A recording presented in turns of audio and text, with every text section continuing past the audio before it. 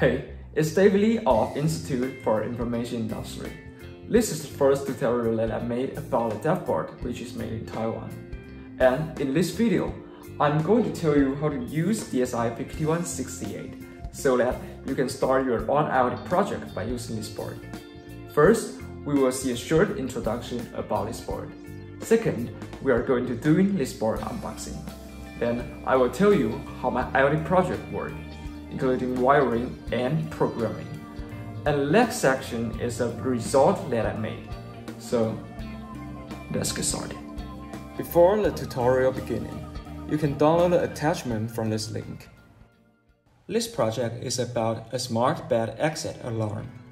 As the proportion of elders continues to rise in Taiwan, the dependency ratio has also been rising.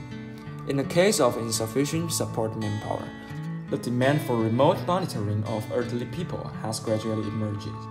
Monitor the situation on a bed of elders is the purpose of this design, so that even if the caregivers are not on site, they can get the latest information of veteran elderly people. Now, we go to the next section. We will be going through some of the basic features of DSI5168. This board is a 26 by 34 mm Wi-Fi board with 2 MB of flash and features a total of 8 general-purpose input-output. It is based on RTL 8711AM chip, which includes an integrated antenna. Back to this project, to monitor whether the veteran is off the bed, I set an ultrasonic sensor in front of the bed. If the veteran gets up, the distance detected by the sensor will be reduced, and the deaf board will upload the latest information to the cloud platform, so that you can get the latest information about the veteran. Therefore, you need to prepare a DSI5168, an ultrasonic sensor, and some jumper wire. Take the ultrasonic sensor and connect it to DSI5168. I use HR04, which is the most common ultrasonic sensor nowadays. Connect VCC to 5V, trig pin to D12, echo pin to D13, and GND to ground. So far, we have learned a little bit about DSI5168, and let's try out the Write our first program.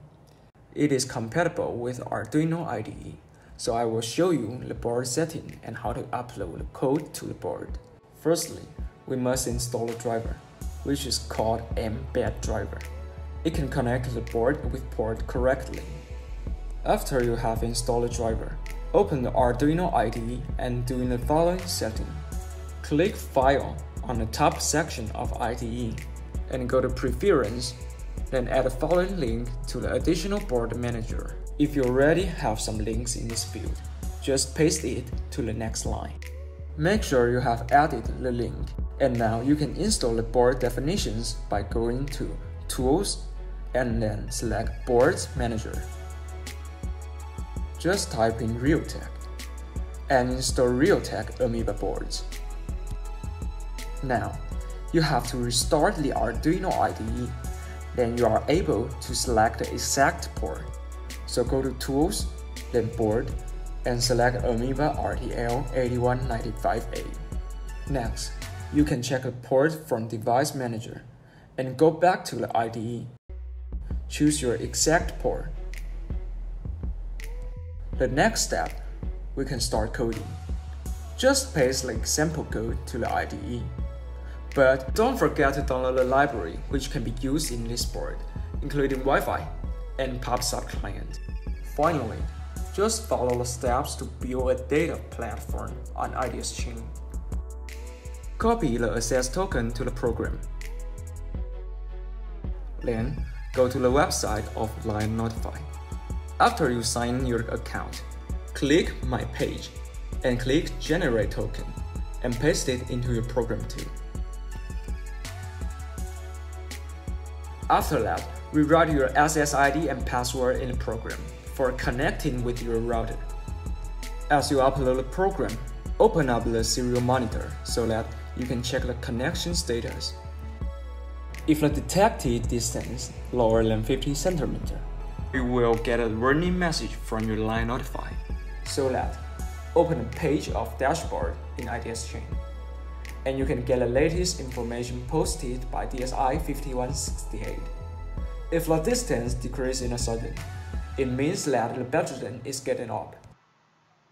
I hope that this video will be helpful and useful to you. Thanks and take care.